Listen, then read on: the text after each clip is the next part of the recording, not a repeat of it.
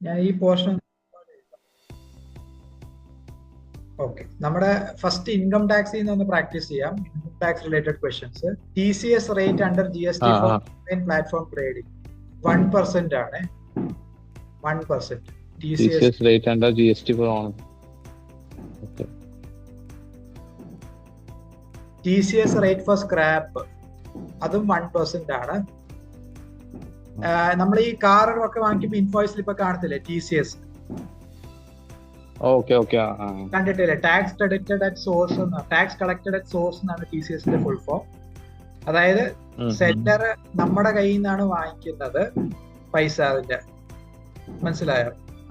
സാധനം വിൽക്കുന്ന ആള്, കാറ് വിൽക്കുന്ന ആള് നമ്മുടെ കയ്യിൽ നിന്നാണ് ഇത് അതിന്റെ ടാക്സ് വാങ്ങിക്കുന്നത്. പിന്നെ നമുക്ക് വേണമെങ്കിൽ അത് റീഫണ്ട് ആയിട്ട് ITR ഫയൽ ചെയ്യുമ്പോൾ ക്ലെയിം ചെയ്യാം ഈ TCSന്റെ എമൗണ്ട്. ഓക്കെ. രണ്ടാമത്തെ എന്താ? TDS ആണ്. TDS എന്ന് പറഞ്ഞാൽ ടാക്സ് ഡിഡക്റ്റഡ് അറ്റ് സോഴ്സ്. അത് ഇപ്പൊ പൈസ തരുന്ന ആള് അതുകൂടെ കട്ട് ചെയ്തിട്ടാണ് നമുക്ക് TDS കഴിഞ്ഞിട്ടാണ് നമ്മുടെ ഈ സാലറി കിട്ടുന്നതും, അല്ലെങ്കിൽ FDയുടെ ബാങ്ക് ആണെങ്കിലും FDയുടെ ഇൻട്രസ്റ്റ് കൊടുക്കുന്നതും TDS ഡിഡക്ട് ചെയ്തിട്ട്. അപ്പൊ അതുപോലെ മറ്റേ സൈഡ് വരുമ്പോൾ സെല്ലർ ചെയ്യുന്ന പരിപാടിയാണ് TCS. അയാള് കസ്റ്റമറുടെ കയ്യിൽ നിന്ന് തന്നെ TCS കളക്ട് ചെയ്തിട്ടാണ് പിന്നെ അത് പേ ചെയ്യുന്നത്. ഓക്കെ. TCS എന്ന് പറയുമ്പോൾ ടാക്സ് കളക്ടഡ് അറ്റ് സോഴ്സ്. അപ്പൊ ഓരോ ഐറ്റത്തിനും ഓരോ പെർസെന്റേജ് ഉണ്ട്. ഇപ്പൊ സ്ക്രാപ്പിന് ഓൺലൈൻ പ്ലാറ്റ്ഫോമിന് ഇത്രയുമാണ്, 1% ആണ്. സ്ക്രാപ്പ് ഐറ്റംസിന് 1% ആണ്. Is it mandatory to file income tax even if there is no income?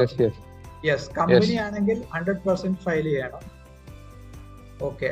TDS and TCS difference?